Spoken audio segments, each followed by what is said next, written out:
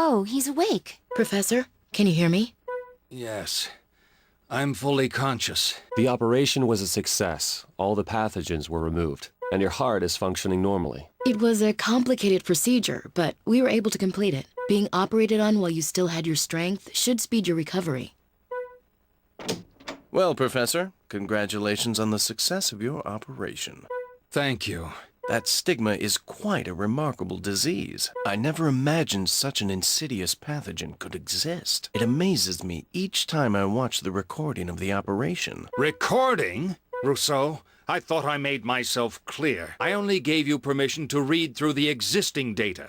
Yes, that's true, but I thought perhaps... My orders are absolute. Or are you scheming to steal my research? Don't be silly, Professor. I'm completely loyal.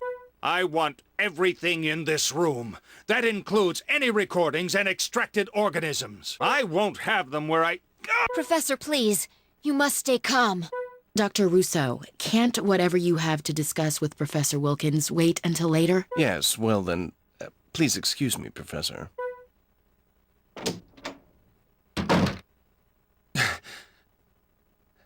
Please.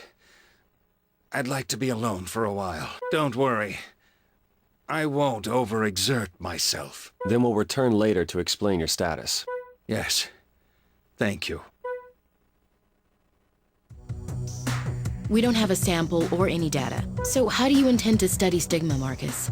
Are you just going to pretend it doesn't exist? No self-respecting doctor would admit the existence of such a thing, outside of a sci-fi movie. That's only because they lack the knowledge. Oh, really? Do you recall the incident that occurred 10 years ago? A deadly man-made infectious disease spread throughout the world. It was known as guilt. Now that you mention it, I do remember that. Is there a connection between guilt and stigma? Most likely not. The professor has already tested that vaccine on it. It had absolutely no effect. I guess I can see why Rousseau's so intrigued by it. If he was the one to announce it to the world, he'd become the most renowned doctor in medical history.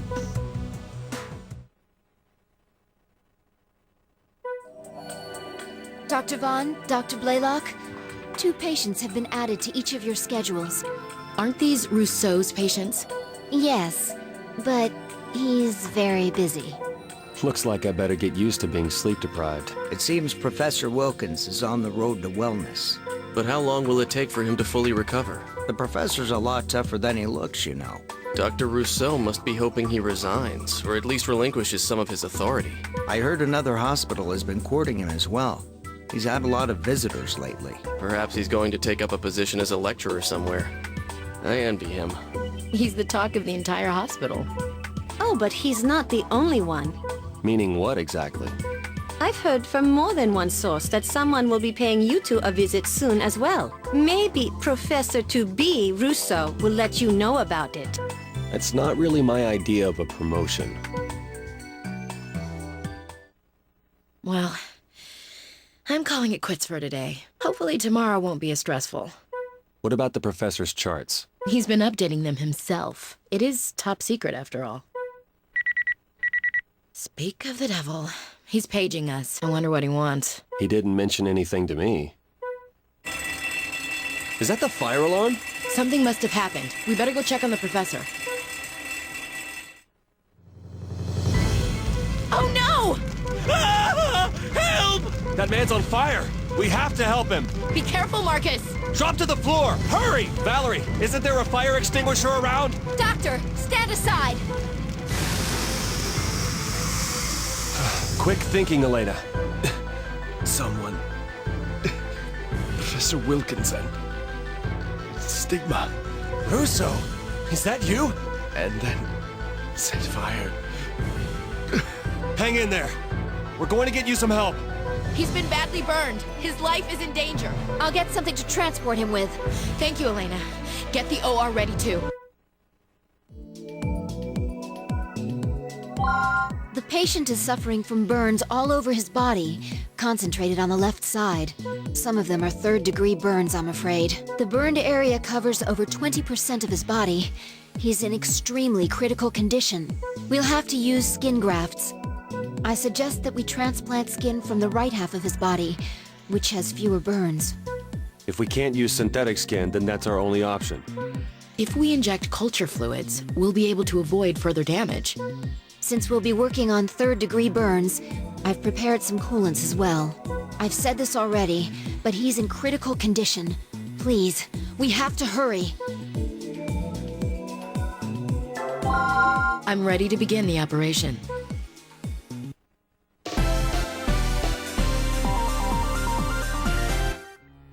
These burns are pretty severe. Skin grafts are the only option. We'll have to remove skin from elsewhere before we can begin treating the burns.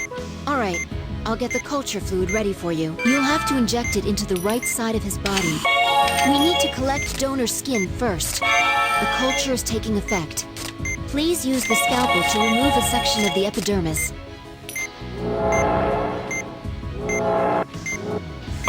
Once we're ready to transfer the donor skin, we'll do so using the forceps.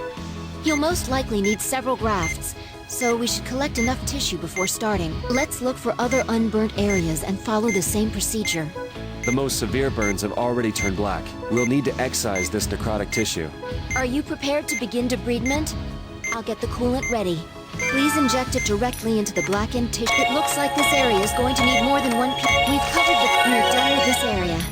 Now, please try to place the donor skin before the wound hemorrhages again.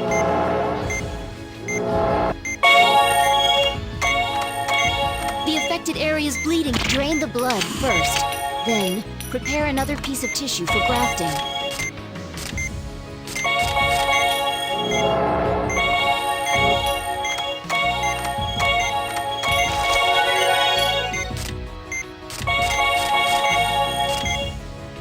The coolant seems to be working. Now, you can place the area's been debrided, so you can proceed to drain the blood. Vitals have dropped?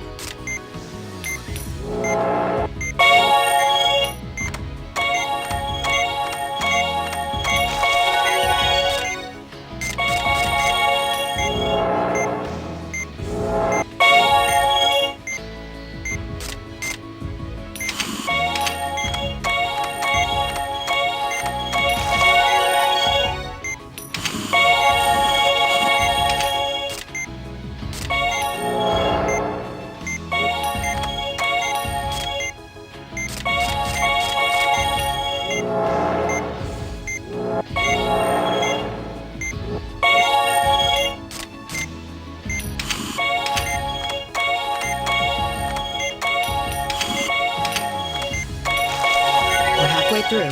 Keep it up.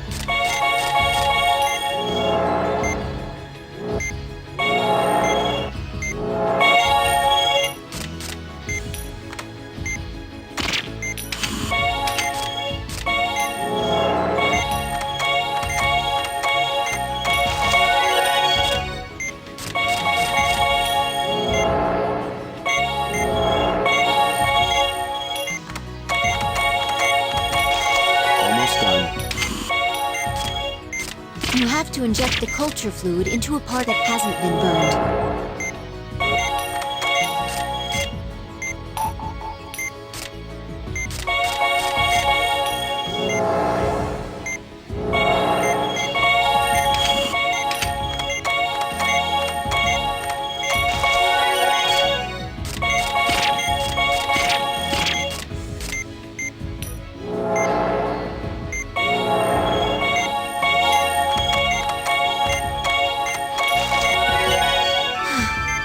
Completed the treatment. Great work, team.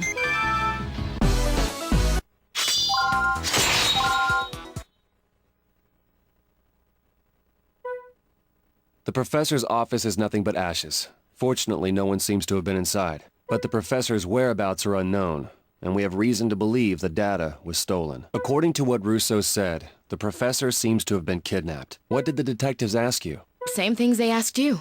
What did I see when I arrived at the scene? Did I notice anything suspicious? You know, the usual. Oh, they also asked about the professor's condition. I didn't say anything about stigma, for now. They wouldn't understand anyway. I can't believe he was kidnapped. What's their motive? They obviously want more than just a ransom. What's gonna happen to this hospital? What about us? The media's gonna be all over this incident. We won't have time to examine our patients. Dr. Blaylock, Dr. Vaughn, There's someone here to see you. If it's another investigator, then forget it. Actually, it's the director of Caduceus. What? Long time no see. Regarding what happened the other day, you have my sympathy. Thanks. How can we help you?